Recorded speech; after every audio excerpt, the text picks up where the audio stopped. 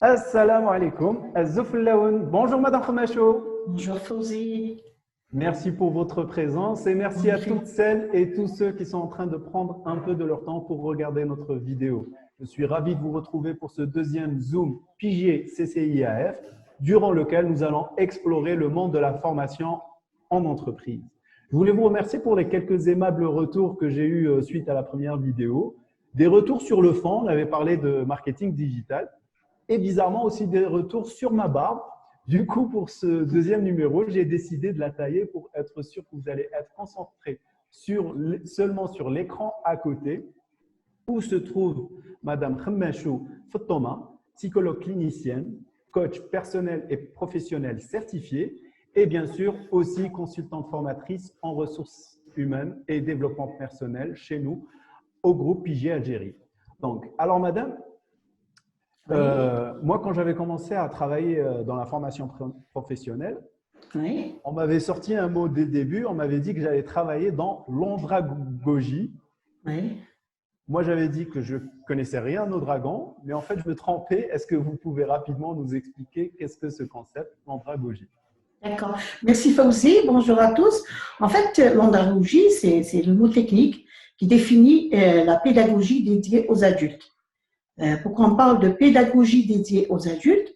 En fait, c'est très spécifique, c'est très important aussi de savoir qu'un adulte apprend d'une certaine manière, qui est très, très différente de celle de la manière dont apprend un enfant. L'andragogie, c'est vraiment le fait de partir d'une réalité du terrain, voilà, et bâtir le contenu de la formation sur cette réalité du terrain. Un adulte ne vient pas en formation pour apprendre des choses théoriques, bien que ça arrive, bien sûr, c'est important, mais un adulte est beaucoup plus concentré et beaucoup plus intéressé, si vous voulez, si on lui parle de choses qui lui parlent lui-même, en fait, de choses qui viennent du terrain professionnel, des choses vécues par lui-même, et comme ça, son rôle ne va pas être celui qui va juste écouter des choses et les intégrer, mais aussi quelqu'un qui va amplement participer et être très dynamique. Voilà. D'accord.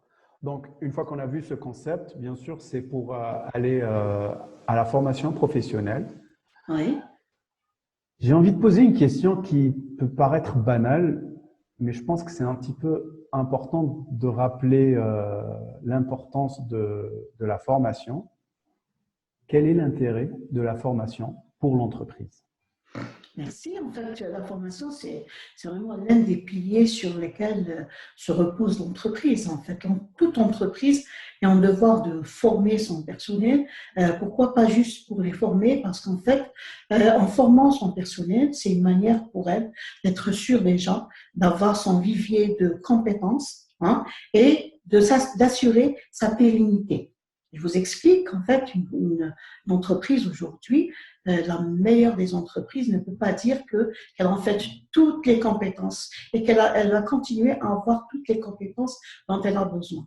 Une entreprise qui réfléchit d'une manière intelligente et objective, c'est bien une entreprise qui forme son personnel, et en formant son personnel, ça veut dire qu'elle va faire en sorte de déterminer les écarts en compétences de son personnel, qu'elle va devoir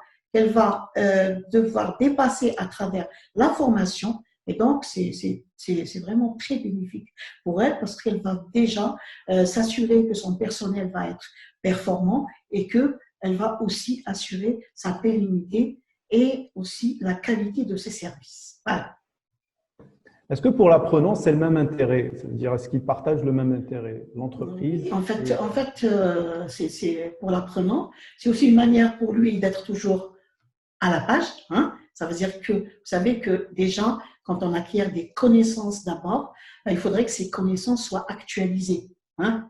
Si par exemple, vous me dites que voilà, cette chose-là se fait de telle manière, alors moi, je vais vous dire, mais non, elle se fait de telle manière, elle se faisait comme ça fait 2 ans. Mais là, elle se fait autrement. Donc déjà, si vous connaissez cet autrement, ça veut dire que vous êtes vraiment à la page, vous êtes vraiment, vous essayez d'avoir des informations d'actualité. Donc, personne ne peut vous dire, si vous êtes par exemple formateur et que vous allez présenter un contenu ou par exemple, le contenu est dépassé de quelques années, et on va peut-être vous erroner et quelqu'un dans le groupe, ou tout le groupe va vous dire, écoutez, ça c'est dépassé. Hein? Déjà, c'est important. L'intérêt, c'est d'avoir l'information d'actualité. L'intérêt aussi, c'est de prendre conscience de ces écarts en compétences et de pouvoir les dépasser. D'accord?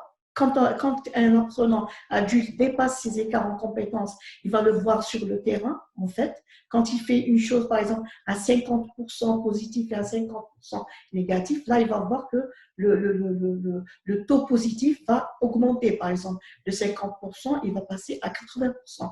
Et là, il saura que grâce à cette formation, il a pu dépasser en fait, dépasser ses écarts en compétences. Autre chose, c'est que un adulte, en fait, l'intérêt d'un adulte de suivre une formation, c'est la curiosité scientifique, apprendre des choses. Ça aussi, c'est important. Et puis, n'oubliez pas que dans l'entreprise, pour les entreprises qui ont une bonne gestion de carrière, quand la personne est beaucoup plus compétente qu'elle ne l'était quand elle, par exemple, quand elle a été recrutée dans l'entreprise, c'est aussi une façon pour elle de se donner les chances de progression professionnelle et pourquoi pas d'occuper des postes plus importants. Voilà. Mais en fait, on ne peut pas dissocier, si vous voulez, l'individu de l'entreprise. Toute entreprise devrait, je dis bien devrait vraiment travailler au fait de dire à ses collaborateurs qu'on ne vous forme pas seulement pour vous, mais vous êtes un élément dans l'entreprise. Et donc, grâce à cette formation que vous allez suivre, ça va être bénéfique pour vous, mais ça va être aussi bénéfique pour l'entreprise. Et c'est comme ça qu'il faut vraiment procéder. Généralement, dans l'entreprise, c'est le pôle des ressources humaines. Oui. Et peut-être des fois plus spécifiquement, on a un responsable de formation qui va s'occuper d'organiser, de planifier la formation au sein de son entreprise. Que représente la formation pour ce responsable RH ou ce responsable de formation? En fait, un responsable RH ou responsable formation, en fait, c'est des business partners, si vous voulez. Hein? Donc, c'est des personnes qui contribuent amplement, d'une manière très, très active à la pérennité de l'entreprise, à sa progression, à son développement, à son image de marque. Et donc, déjà, dans leur poste, le temps est révolu, le temps où le responsable formation, le responsable RH s'asseyaient derrière leur bureau et puis travaillaient sur leur PC sur les programmes de formation. On a vu dans beaucoup d'entreprises des responsables formation qui se déplacent sur le terrain, qui connaissent tout le monde. Et en fait, c'est plus le statut, l'ancien statut du responsable de formation. Là, le responsable formation, le responsable RH devrait voir la formation comme une opportunité pour tout le monde, vraiment de contribuer à faire monter les personnes déjà en compétences. Et de cette façon-là, c'est-à-dire quand un responsable formation doit programmer ou organiser une session de formation, il faudrait qu'il se base sur des éléments concrets et objectifs pour être sûr que cette formation va vraiment être une réussite. Donc, c'est pas comment il peut être sûr que le contenu de la formation va être pertinent? D'accord, merci pour cette question. En fait, un responsable formation, quand il décide d'organiser une formation, il faudrait que cette formation, déjà, soit une formation dont les personnes et l'entreprise auraient besoin. Vous savez, dans les entreprises, il y a l'opération d'évaluation des besoins en formation. Et quand, par exemple, les responsables opérationnels vont travailler avec leurs collaborateurs sur leurs besoins en formation, il faudrait que ce soit des besoins qui vont rendre service à la structure et rendre service à la personne et rendre service à l'entreprise. En fait, d'abord, il faudrait que le responsable formation soit sûr que la thématique choisie est une thématique qui fait suite à une problématique observée sur le terrain. Hein? Si je vous dis par exemple, moi j'ai un groupe de commerciaux qui ont des difficultés à parler ou bien à composer avec des clients difficiles. Hein? Et là, par exemple, le responsable formation, quand il va se rapprocher, quand il va sortir de son bureau, se rapprocher des opérationnels et se rapprocher des personnes qui sont sur le terrain, hein, et leur dire, dites-moi quelle est votre problématique, en quoi vous sentez aujourd'hui qu'il est difficile pour vous. Et quand il fait ce travail concret, ce travail très objectif, donc il fait de l'andragogie en fait. Il part du terrain et il analyse une situation du terrain. Hein. C'est-à-dire que le responsable formation, il devrait se dire, à la fin de cette formation, les personnes vont devenir plus compétentes pour telle chose. L'entreprise va voir les résultats sur le terrain. Le client difficile ne devient plus difficile pour le commercial. Les plaintes, par exemple, des clients vont diminuer pratiquement de la moitié. C'est-à-dire que le responsable formation, en décidant d'organiser cette formation, ils doivent vraiment analyser très, très fortement les tenants, les aboutissants et surtout les conséquences positives sur l'entreprise. Sinon, ce serait juste des personnes qui vont aller en salle de formation et ce serait une entreprise qui va débourser de l'argent et malheureusement, l'impact ne va pas se voir. Voilà. Oui. Alors, pour être sûr aussi que quand on organise une formation et que nos collègues assistent à cette formation, comment le responsable de formation peut s'assurer de la présence des apprenants? Merci pour cette question très pertinente. En fait, ça revient toujours, ce type de réflexion. D'abord, pour le responsable formation, le responsable RH, il faudrait s'assurer que cette formation est vraiment destinée à des personnes qui sont motivées. Hein? Que cette formation, c'est-à-dire la motivation des apprenants est très importante. Elle est très importante déjà en amont, quand les personnes viennent en formation. Elle est très importante déjà en salle de formation, parce que vous allez voir que c'est des personnes qui vont être très dynamiques, très actives, très à l'écoute, très curieuses, très attentives. Et ça, c'est formidable pour un formateur, pour des apprenants, pour l'entreprise de manière générale.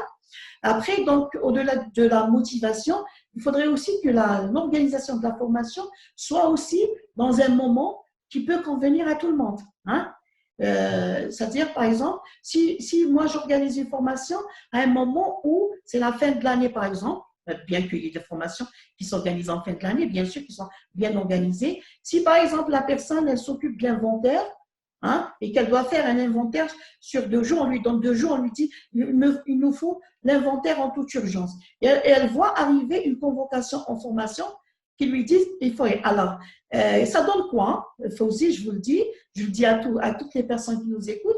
En fait, ça peut donner dans une salle de formation une personne qui va sortir très souvent de la salle de formation parce qu'elle sera tellement inquiète, hein, que les choses ne se passent pas de la bonne manière au niveau de la société, qu'elle va peut-être être perturbée elle-même, elle va peut-être perturber les autres, hein, les autres apprenants, et elle ne va pas bénéficier de l'information. Donc, elle ne sera pas à l'entreprise pour faire son inventaire et elle sera pratiquement présente, peut-être physiquement, au niveau et c'est dommage pour elle, pour les deux côtés. Voilà. D'un autre côté, je vais vous rajouter quelque chose. Par exemple, quand des formations s'organisent au niveau de l'entreprise elle-même, c'est très important pour les responsables de formation de vraiment faire l'effort de vraiment d'assurer que la formation se passe dans de très, très bonnes conditions. On l'a vu, on l'a vécu, c'est très bien. Quand les responsables de formation sont là et qu'ils insistent pour que les personnes en salle de formation ne soient pas toujours dérangées parce que c'est pour leur intérêt. Et là, ça se passe très, très bien. Mais ça, c'est un petit détail qui peut être vraiment très impactant pour la réussite de la formation. Est-ce qu'il y a d'autres aspects matériels ou logistiques Oui, merci de me le rappeler. En fait, une formation, c'est pas seulement un face-à-face pédagogique, c'est pas seulement un formateur face à des apprenants. Hein? En fait, l'andragogie, la réussite de l'andragogie, c'est aussi toutes les conditions matérielles et logistiques. Hein? Si vous organisez une formation, par exemple, en entreprise et qu'il y a beaucoup de bruit et que, par exemple, la restauration n'est pas prête, ou bien il n'y a pas de respiration, il n'y a pas de, par exemple, on n'a pas pu avoir le déjeuner à temps, ou bien le déjeuner est trop froid, ou bien ça, c'est des choses pour lesquelles tous les apprenants peuvent être très sensibles, en fait. D'accord? Et donc, si par exemple, il y a d'autres choses, si quand il y a un autre élément, par exemple, quand on convoque les apprenants, il faudrait les convoquer, par exemple, pas les convoquer un vendredi ou là, pour le dimanche prochain, il y a des personnes qui ne touchent pas à leur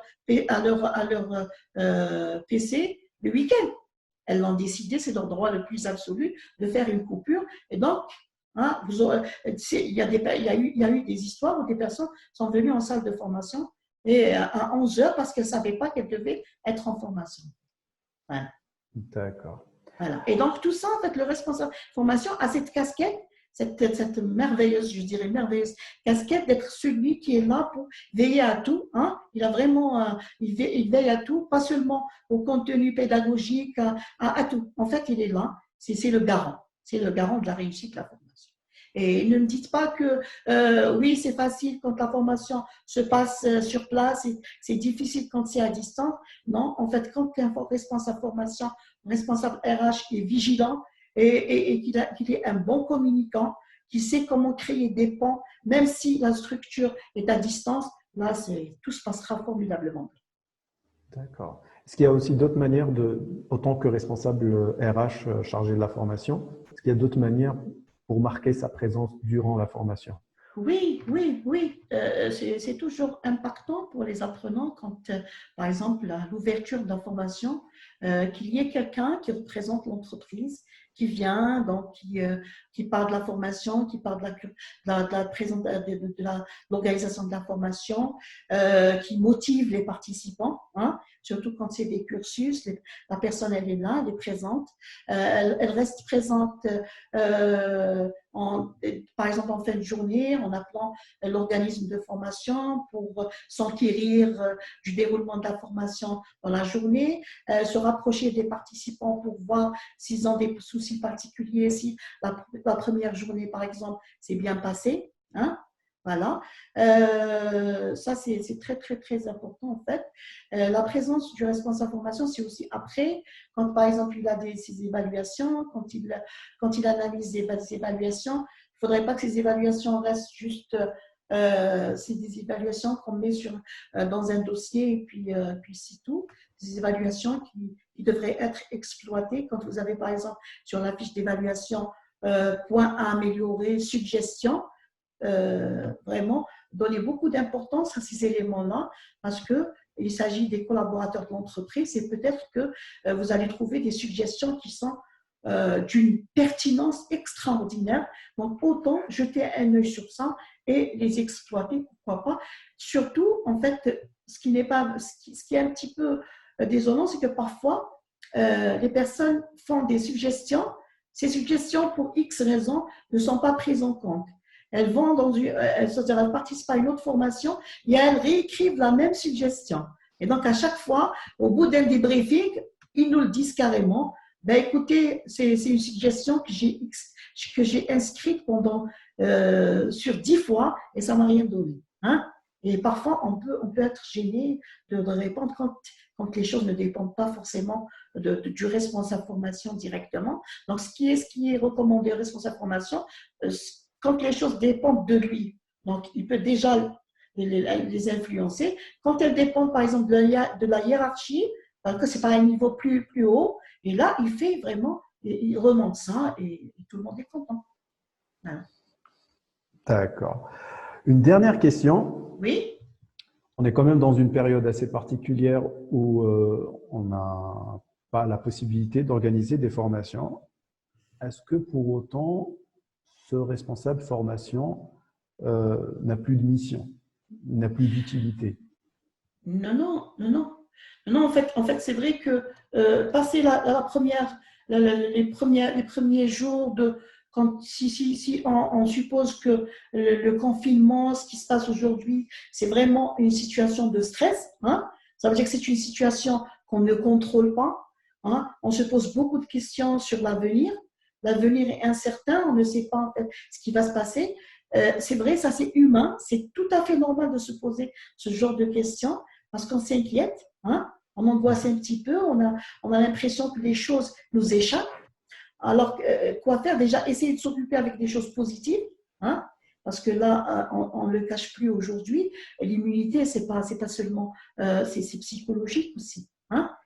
Si vous voulez renforcer, là j'ouvre une parenthèse, excusez-moi, Fawzi, déjà faire des choses positives, s'occuper, c'est très bien. Alors, paradoxalement, à toute chose malheur est bon, parfois quand on est dans cette période-là, on se rend compte qu'on a du temps, hein, qu'on a du temps, ce temps justement qu'on cherchait et qu'on ne trouvait pas. Hein.